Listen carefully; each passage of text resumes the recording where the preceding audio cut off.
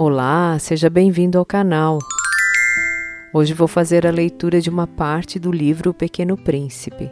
Este livro, apesar de agradar bastante o público infantil por causa de suas gravuras e de seus personagens carismáticos, é uma leitura indicada para todas as pessoas. Não se esqueça de encontrar um lugar calmo e com pouca luminosidade para que você consiga relaxar e aproveitar bem esse momento. A segunda parte do livro apresentarei em um vídeo subsequente, ok?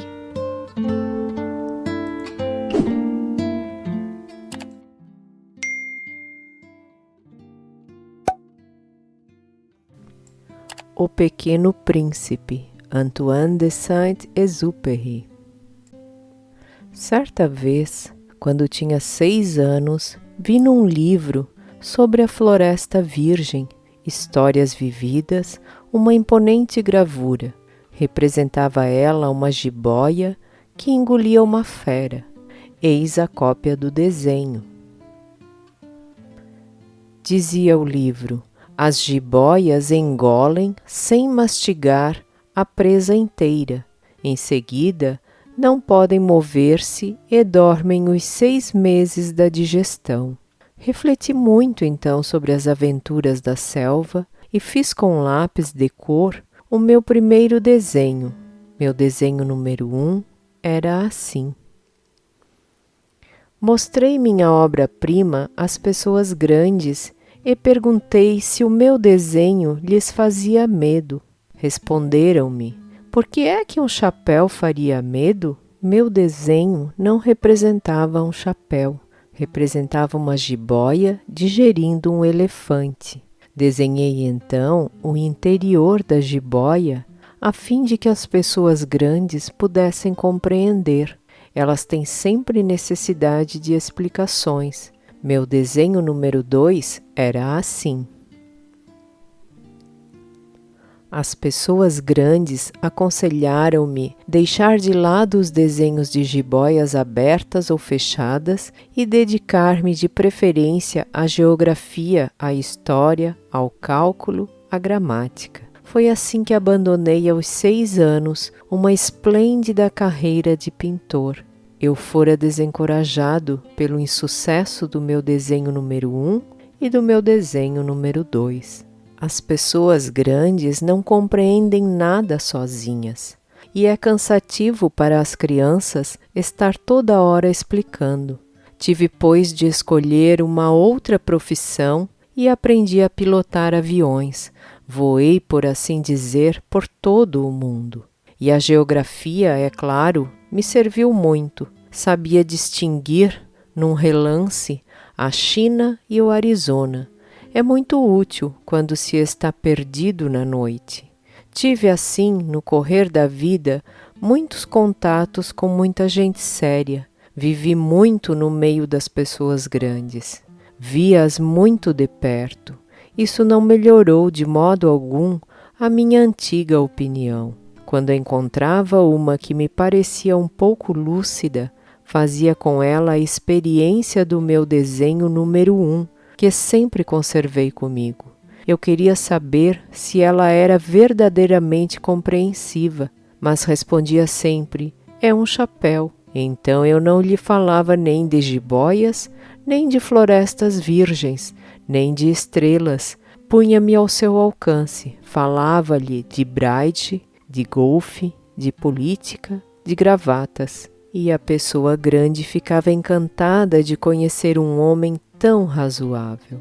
Vivi, portanto, só, sem amigo, com quem pudesse realmente conversar, até o dia, cerca de 6 anos atrás, em que tive uma pane no deserto do Saara. Alguma coisa se quebrara no motor, e como não tinha comigo mecânico ou passageiro, preparei-me para empreender sozinho o difícil conserto. Era para mim questão de vida ou de morte. Só dava para 8 dias a água que eu tinha.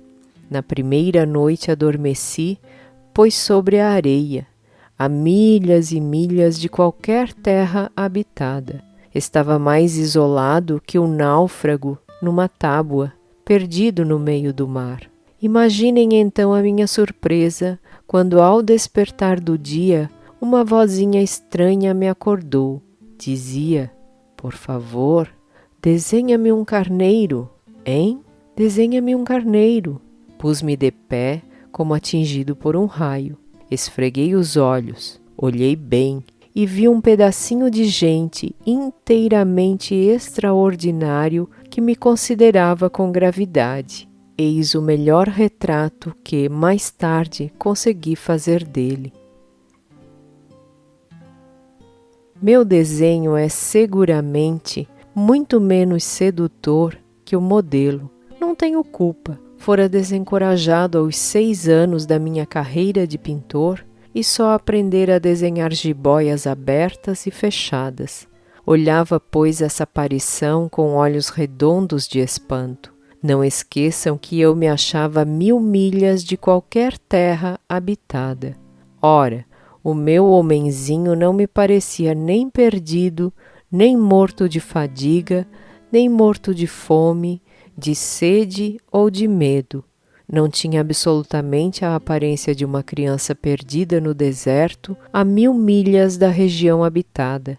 Quando pude enfim articular palavra, perguntei-lhe: "Mas que fazes aqui?" E ele repetiu-me então, brandamente, como uma coisa muito séria: "Por favor, desenha-me um carneiro."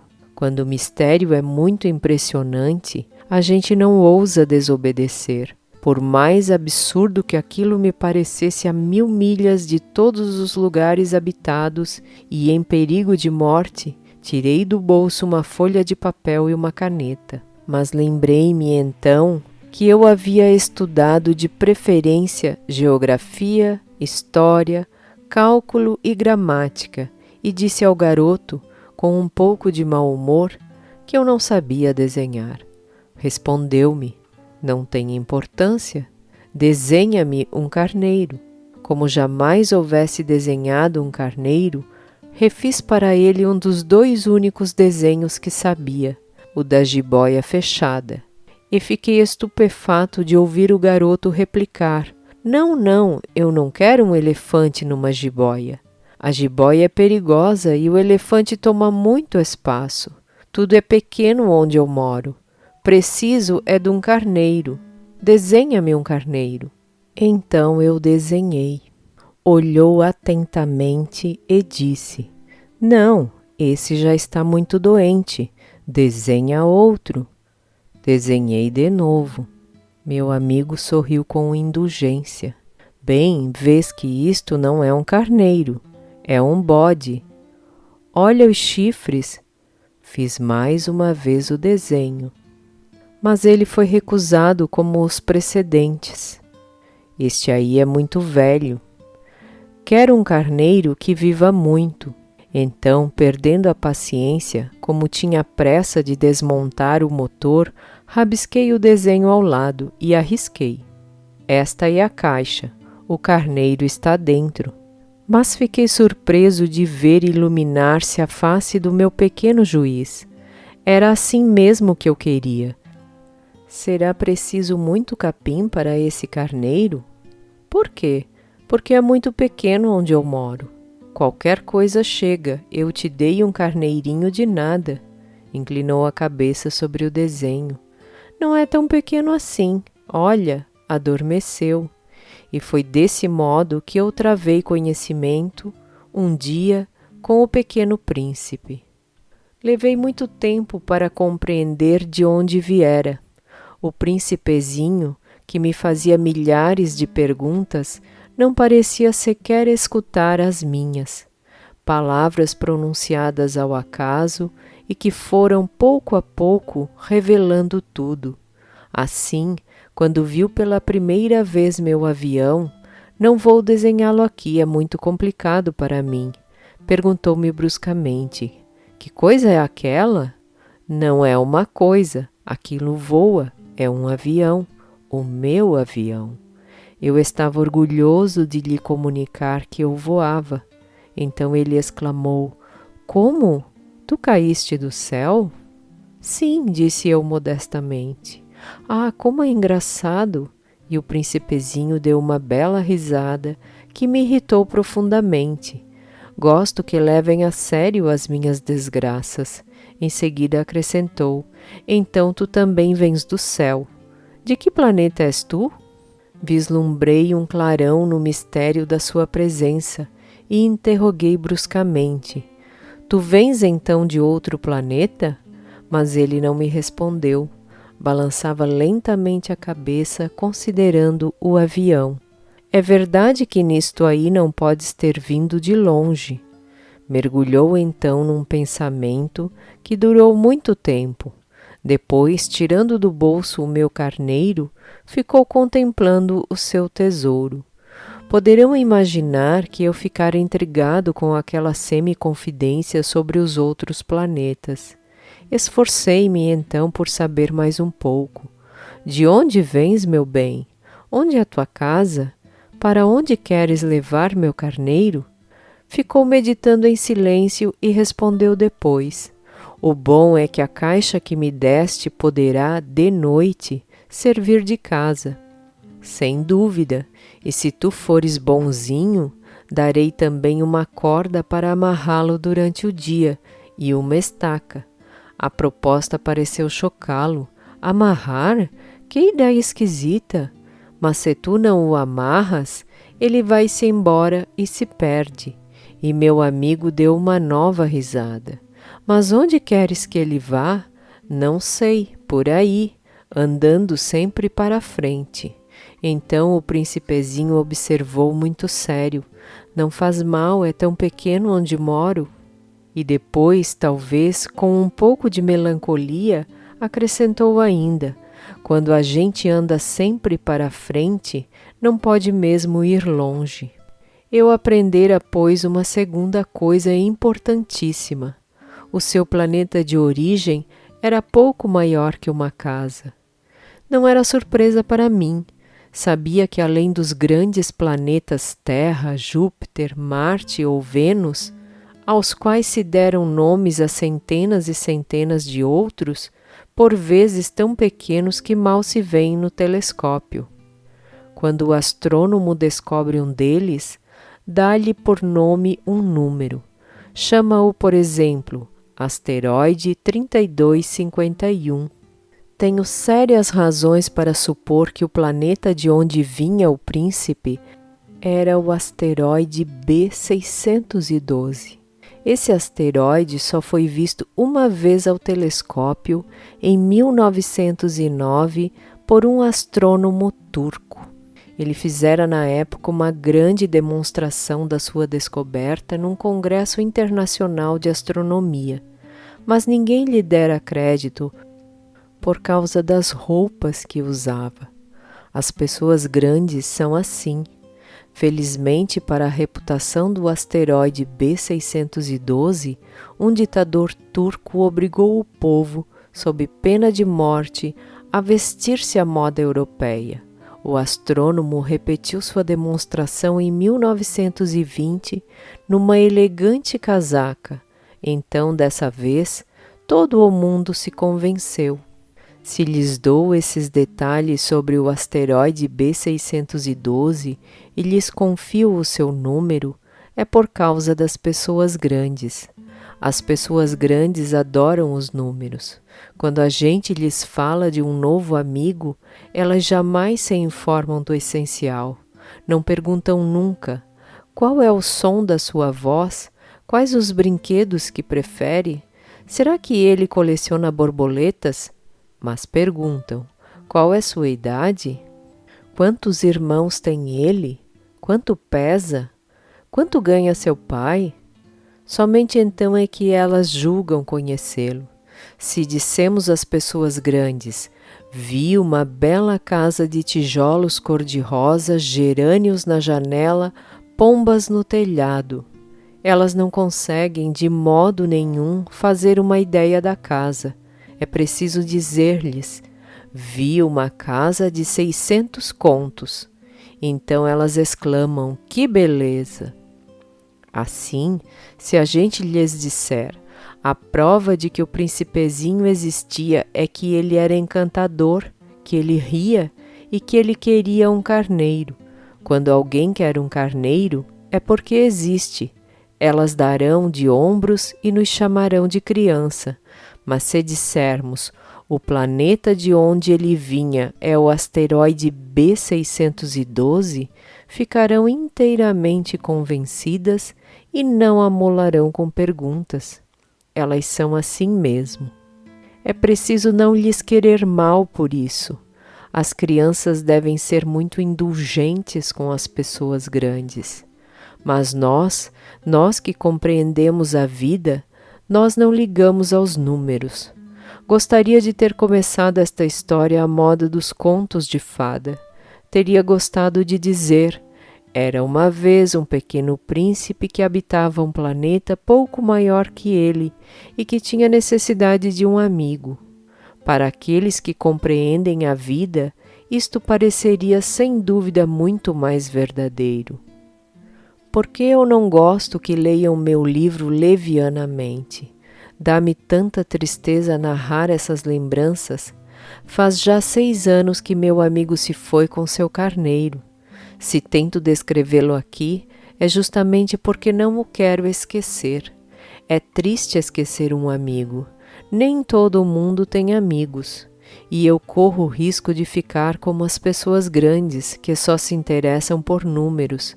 Foi por causa disso que comprei uma caixa de tintas e alguns lápis também. É duro pôr-se a desenhar na minha idade, quando nunca se fez outra tentativa além das jiboias fechadas e abertas dos longínquos 6 anos. Experimentarei, claro, fazer os retratos mais parecidos que puder, mas não tenho muita esperança de conseguir.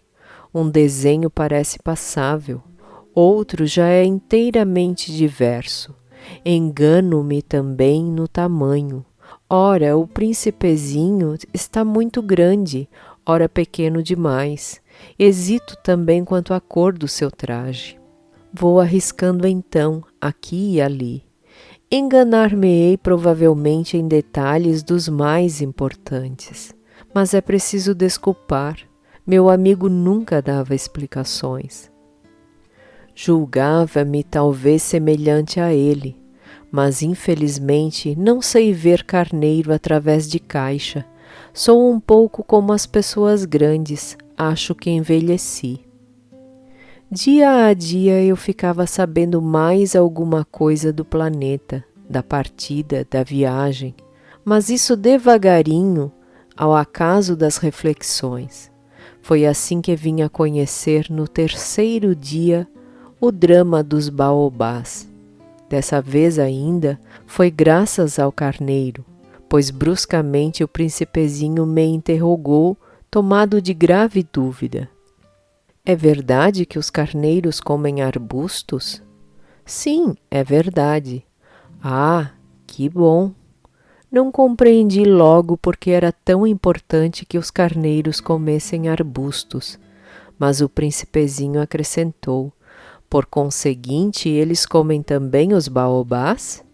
Fiz notar ao príncipezinho que os baobás não são arbustos, mas árvores grandes como igrejas, e que mesmo que o levasse consigo todo um rebanho de elefantes, eles não chegariam a dar cabo de um único baobá.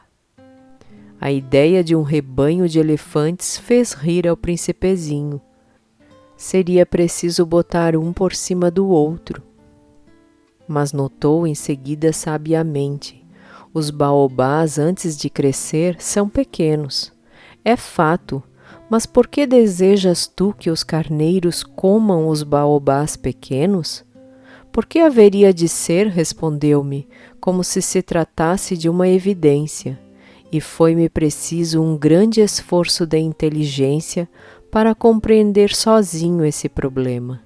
Com efeito, no planeta do príncipezinho havia, como em todos os outros planetas, ervas boas e más. Por conseguinte, sementes boas de ervas boas, sementes más de ervas más. Mas as sementes são invisíveis. Elas dormem no segredo da terra até que uma cisme de despertar. Então ela espreguiça e lança timidamente para o sol um inofensivo galhinho. Se é de roseira ou rabanete, podemos deixar que cresça à vontade, mas quando se trata de uma planta ruim, é preciso arrancar logo, mal a tenhamos conhecido. Ora, havia sementes terríveis no planeta do Príncipezinho, as sementes de baobá. O solo do planeta estava infestado, e um baobá, se a gente custa a descobri-lo, nunca mais se livra dele, atravanca todo o planeta, perfura-o com suas raízes. E se o planeta é pequeno e os baobás numerosos, o planeta acaba rachando. É uma questão de disciplina, me disse mais tarde o Príncipezinho. Quando a gente acaba a toalete da manhã, começa a fazer com cuidado a toalete do planeta. É preciso que a gente se conforme em arrancar regularmente os baobás logo que se distinguem das roseiras, com as quais muitos se parecem quando pequenos. É um trabalho sem graça, mas de fácil execução.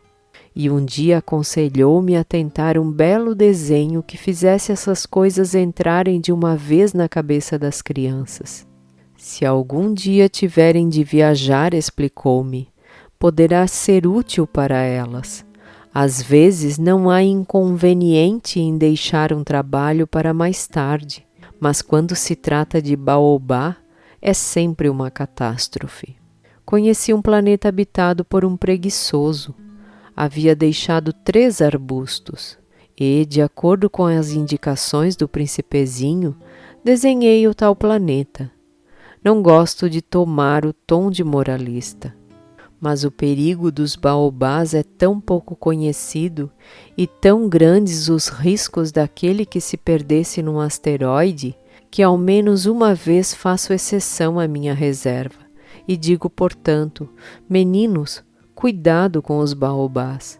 Foi para advertir meus amigos de um perigo que há tanto tempo os ameaçava, como a mim, sem que pudéssemos suspeitar, que tanto caprichei naquele desenho. A lição que eu dava valia a pena. Perguntarão, talvez, por que não há nesse livro outros desenhos tão grandiosos como o desenho dos baobás? A resposta é simples. Tentei, mas não consegui. Quando desenhei os baobás, estava inteiramente possuído pelo sentimento de urgência. Assim eu comecei a compreender, pouco a pouco, meu pequeno Príncipezinho, a tua vidinha melancólica. Muito tempo não tiveste outra distração que a doçura do pôr do sol. Aprendi esse novo detalhe quando me disseste na manhã do 4º dia. Gostei muito de pôr do sol. Vamos ver um. Mas é preciso esperar. Esperar o quê? Esperar que o sol se ponha. Tu fizeste um ar de surpresa e logo depois riste de ti mesmo. Disseste-me, eu imagino sempre estar em casa. De fato, quando é meio-dia nos Estados Unidos, o sol, todo mundo sabe, está se deitando na França. Bastaria ir à França num minuto para assistir ao pôr do sol. Infelizmente, a França é longe demais, mas no teu pequeno planeta bastava apenas recuar um pouco a cadeira e contemplavas o crepúsculo todas as vezes que desejavas. Um dia eu vi o sol se pôr 43 vezes. E um pouco mais tarde acrescentaste: quando a gente está triste demais, gosta do pôr do sol. Estavas tão triste assim no dia dos 43? Mas o Príncipezinho não respondeu. No 5º dia, sempre graças ao carneiro, este segredo da vida do pequeno príncipe foi de súbito revelado. Perguntou-me, sem preâmbulo, como se fora o fruto de um problema muito tempo meditado em silêncio. Um carneiro, se come arbusto, come também as flores? Um carneiro come tudo o que encontra, mesmo as flores que tenham espinho? Sim, mesmo as que têm. Então, para que servem os espinhos? Eu não sabia, estava ocupadíssimo naquele instante, tentando desatarrachar do motor um parafuso muito apertado. Minha pane começava a parecer demasiado grave e em breve já não teria água para beber. Para que servem os espinhos? O príncipezinho jamais renunciava a uma pergunta, depois que a tivesse feito. Mas eu estava irritado com o parafuso e respondi qualquer coisa. Espinho não serve para nada, são pura maldade das flores. Ah! Mas após um silêncio, ele me disse com uma espécie de rancor. Não acredito. As flores são fracas, ingênuas, defendem-se como podem. Elas se julgam terríveis com os seus espinhos. Não respondi. Naquele instante eu pensava, se esse parafuso ainda resiste, vou fazê-lo saltar a martelo. O príncipezinho perturbou-me de novo as reflexões. E tu pensas então que as flores... Ora, eu não penso nada. Eu respondi qualquer coisa. Eu só me ocupo com coisas sérias. Ele olhou-me estupefato. Coisas sérias? Via-me, martelo em punho, dedos sujos de graxa, curvados sobre um feio objeto. Tu falas como as pessoas grandes. Senti um pouco de vergonha, mas ele acrescentou implacável. Tu confundes todas as coisas, misturas tudo. Estava realmente muito irritado. Sacudia ao vento cabelos de ouro. Eu conheço um planeta onde há um sujeito vermelho, quase roxo. Nunca cheirou uma flor. Nunca olhou uma estrela, nunca amou ninguém, nunca fez outra coisa senão somas. E o dia todo repete como tu, eu sou um homem sério, eu sou um homem sério. E isso o faz inchar-se de orgulho. Mas ele não é um homem, é um cogumelo. Um o quê? Um cogumelo. O príncipezinho estava agora pálido de cólera. Há milhões e milhões de anos que as flores fabricam espinhos.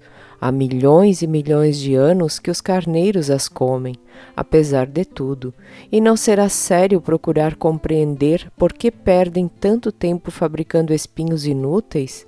Não terá importância a guerra dos carneiros e das flores? Não será mais importante que as contas do tal sujeito?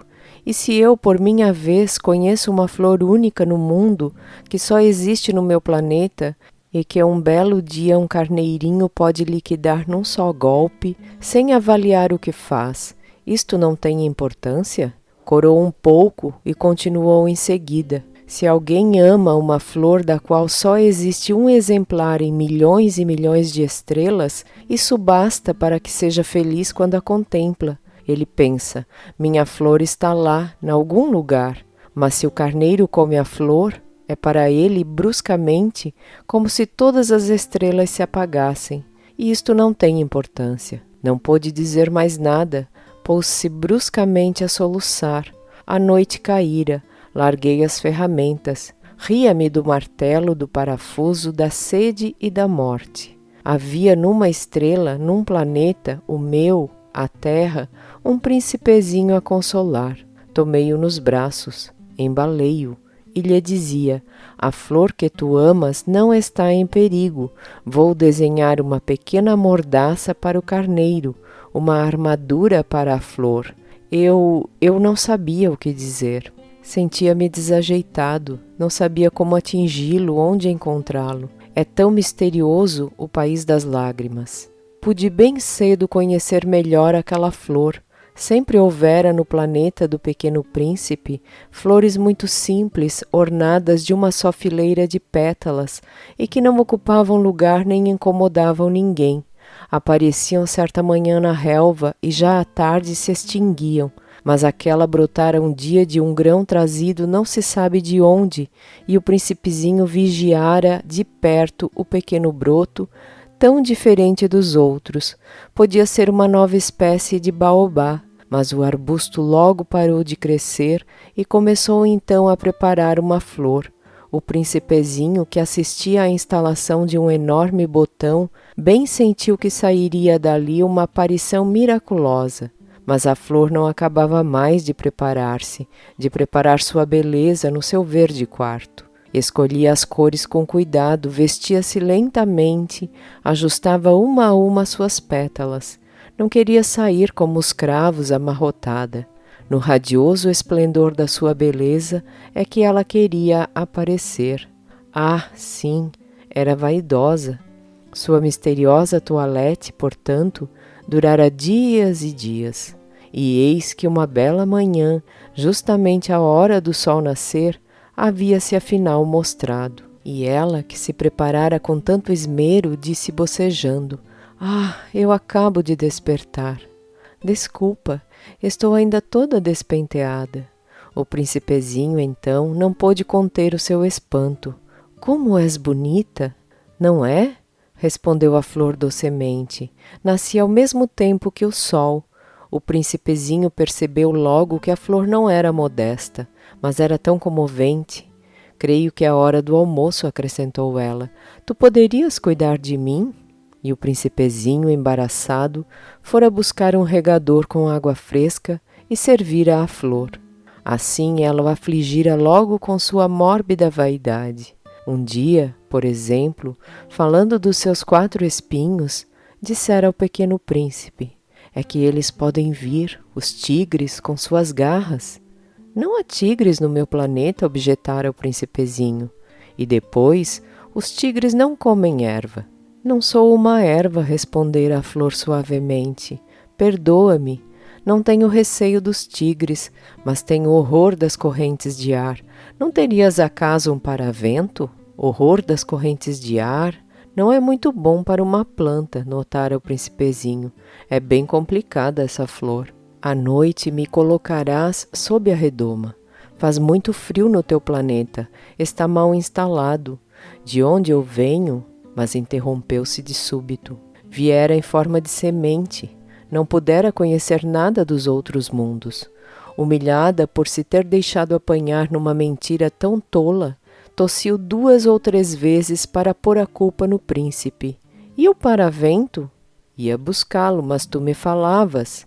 Então ela redobrara a tosse para infligir-lhe remorso. Assim o príncipezinho, apesar da boa vontade do seu amor, logo duvidara dela. Tomara a sério palavras sem importância e se tornara infeliz. "Não a devia ter escutado", confessou-me um dia. "Não se deve nunca escutar as flores. Basta olhá-las, aspirar o perfume. A minha embalsamava o planeta, mas eu não me contentava com isso. A tal história das garras que tanto me agastara me devia ter enternecido." Confessou-me ainda: "Não soube compreender coisa alguma. Devia tê-la julgado pelos atos, não pelas palavras. Ela me perfumava, me iluminava, não devia jamais ter fugido. Deveria ter-lhe adivinhado a ternura sob os seus pobres ardis. São tão contraditórias as flores, mas eu era jovem demais para saber amar." Creio que ele aproveitou para evadir-se, pássaros selvagens que emigravam.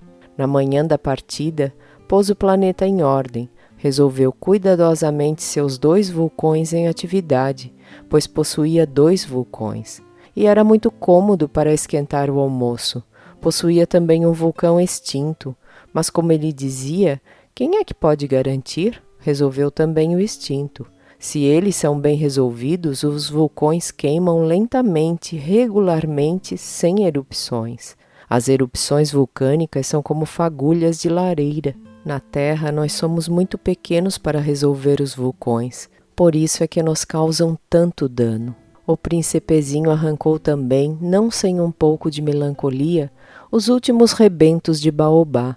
Ele julgava nunca mais voltar, mas todos esses trabalhos familiares lhe pareceram aquela manhã extremamente doces, e quando regou pela última vez a flor e se dispunha a colocá-la sob a redoma, percebeu que estava com vontade de chorar.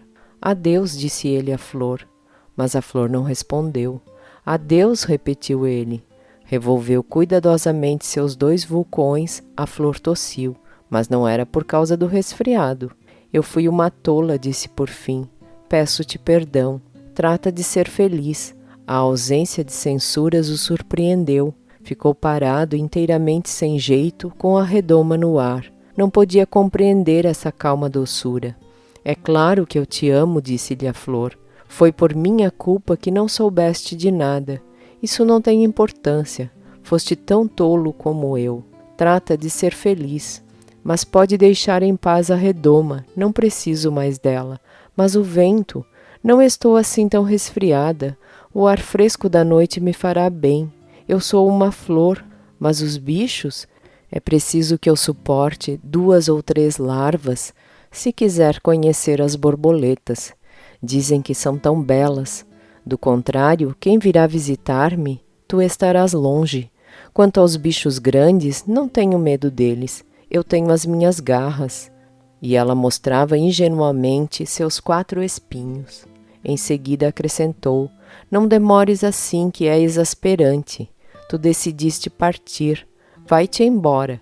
Pois ela não queria que ele a visse chorar. Era uma flor muito orgulhosa. Ele se achava na região dos asteroides 325, 326, 327, 328, 329 e 330. Começou, pois, a visitá-los para procurar uma ocupação e se instruir. O primeiro era habitado por um rei.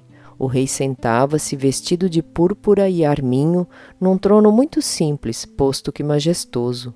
Ah, eis um súdito, exclamou o rei ao dar com o príncipezinho.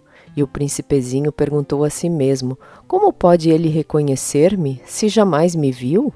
Ele não sabia que para os reis o mundo é muito simplificado.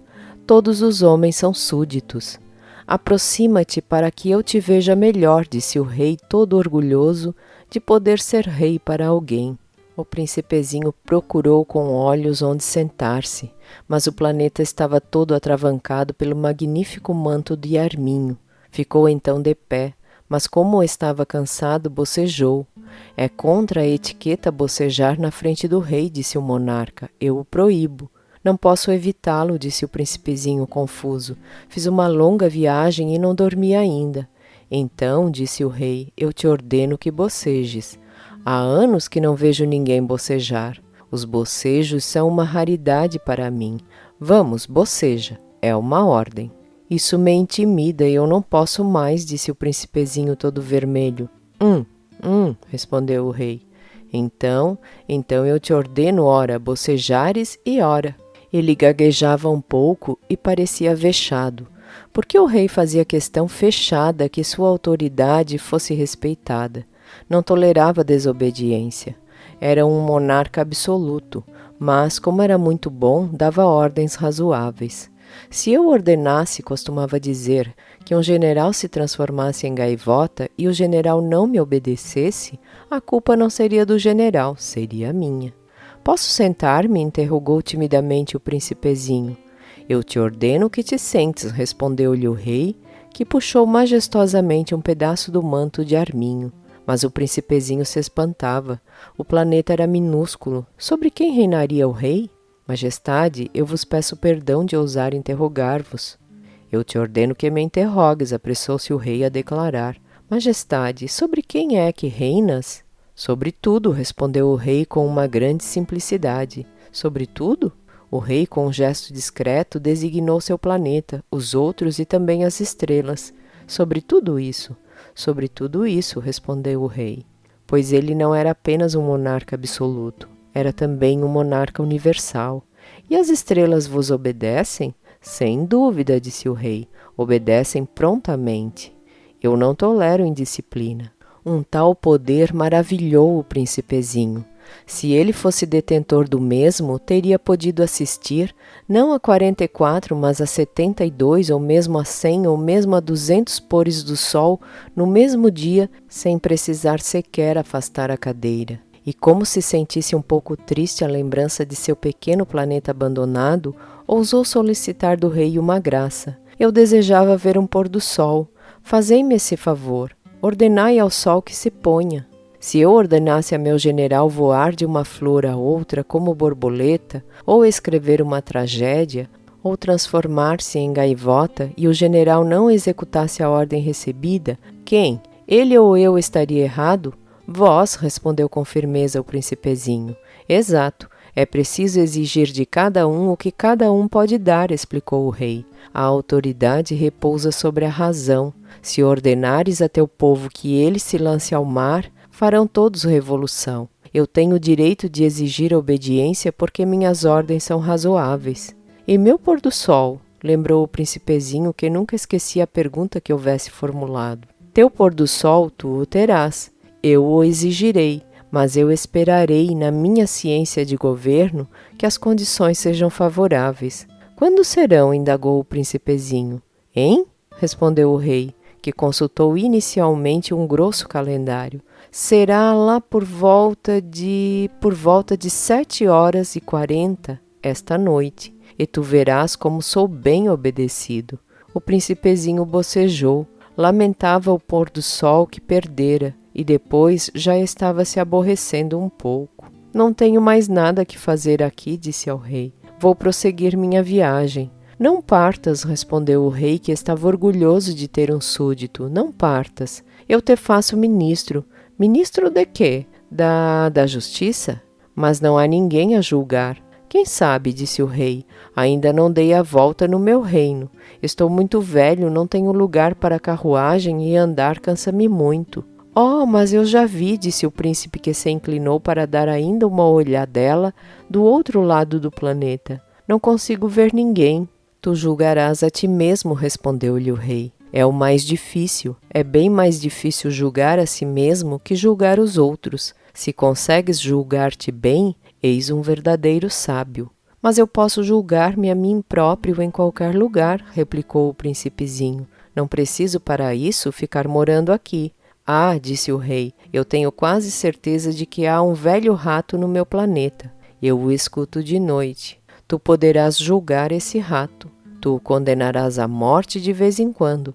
Assim a sua vida dependerá da tua justiça. Mas tu o perdoarás cada vez para economizá-lo, pois só temos um. Eu, respondeu o príncipezinho, eu não gosto de condenar à morte e acho que vou mesmo embora. Não, disse o rei. Mas o príncipezinho, tendo acabado os preparativos, não quis afligir o velho monarca. Se vossa majestade deseja ser prontamente obedecido, poderá dar-me uma ordem razoável. Poderia ordenar-me, por exemplo, que partisse em menos de 1 minuto. Parece-me que as condições são favoráveis. Como o rei não dissesse nada, o príncipezinho hesitou um pouco, depois suspirou e partiu. Eu te faço meu embaixador, apressou-se o rei em gritar. Tinha um ar de grande autoridade. As pessoas grandes são muito esquisitas, pensava durante a viagem o príncipezinho.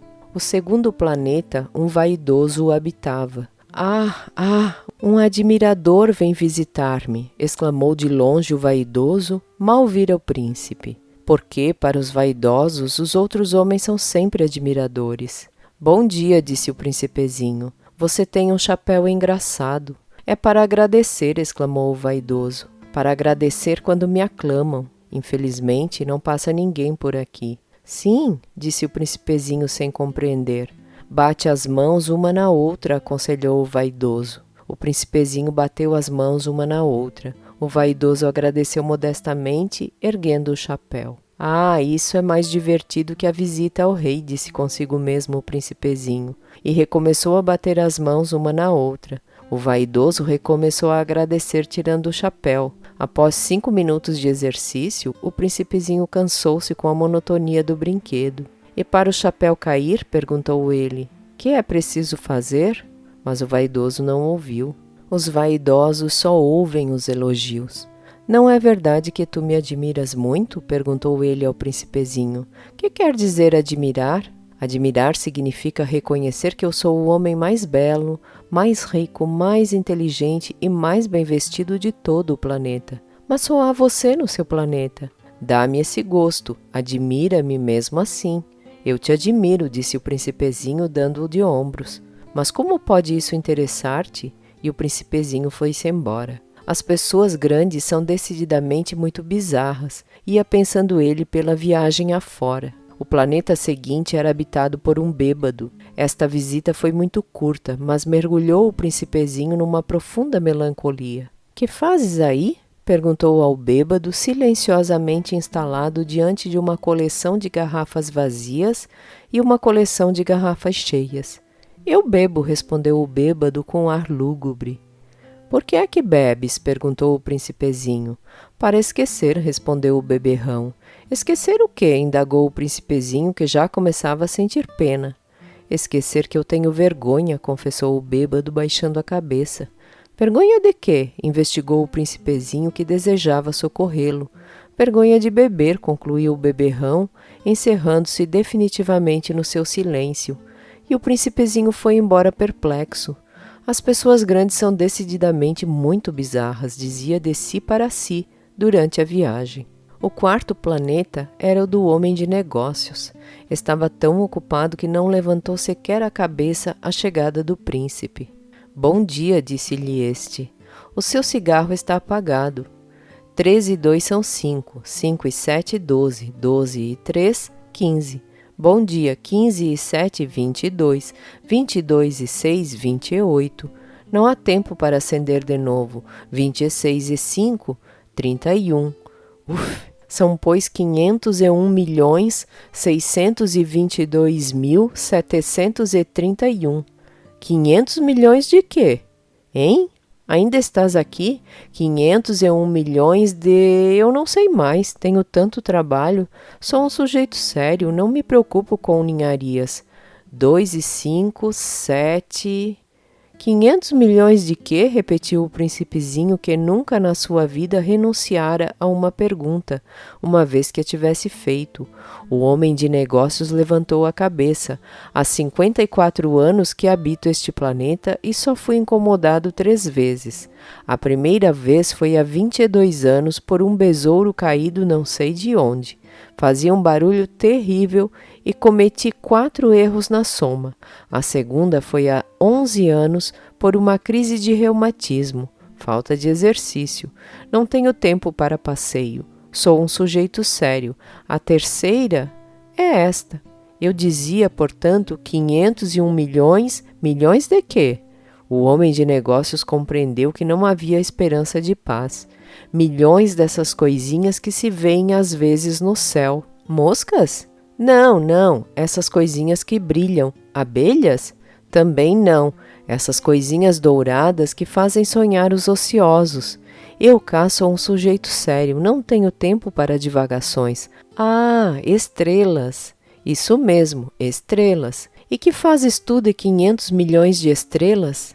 501.622.731. Eu sou um sujeito sério, gosto de exatidão. E que fazes tu dessas estrelas? Que faço delas? Sim, nada, eu as possuo. Tu possuis as estrelas? Sim, mas eu já vi um rei que os reis não possuem. Eles reinam sobre. É muito diferente. E de que te serve possuir as estrelas? Serve-me para ser rico. E para que te serve ser rico? Para comprar outras estrelas se alguém achar. Esse aí, disse o príncipezinho para si mesmo, raciocina um pouco como o bêbado. No entanto, fez ainda algumas perguntas. Como pode a gente possuir as estrelas? De quem são elas? Respondeu ameaçador o homem de negócios. Eu não sei.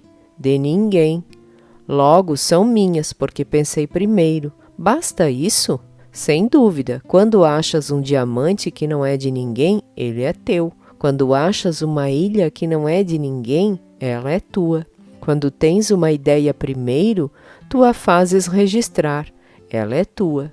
E quanto a mim, eu possuo as estrelas, pois ninguém antes de mim teve a ideia de as possuir. Isso é verdade, disse o príncipezinho. E que fazes tu com elas? Eu as administro. Eu as conto e reconto, disse o homem de negócios. É difícil, mas eu sou um homem sério. O príncipezinho ainda não estava satisfeito. Eu, se possuo um lenço, posso colocá-lo em torno do pescoço e levá-lo comigo. Se possuo uma flor, posso colher a flor e levá-la comigo. Mas tu não podes colher as estrelas. Não, mas eu posso colocá-las no banco. Que quer dizer isto? Isso quer dizer que eu escrevo num papelzinho o número das minhas estrelas. Depois tranco o papel à chave numa gaveta. Só isto? E basta... É divertido, pensou o príncipezinho. É bastante poético, mas não é muito sério. O príncipezinho tinha, sobre as coisas sérias, ideia muito diversa das ideias das pessoas grandes. Eu, disse ele ainda, possuo uma flor que rego todos os dias. Possuo 3 vulcões que revolvo toda semana, porque revolvo também o que está extinto, a gente nunca sabe. É útil para os meus vulcões, é útil para a minha flor que eu os possua, mas tu não és útil às estrelas. O homem de negócios abriu a boca, mas não achou nada a responder, e o príncipezinho se foi. As pessoas grandes são mesmo extraordinárias, repetia simplesmente no percurso da viagem. Fim da primeira parte.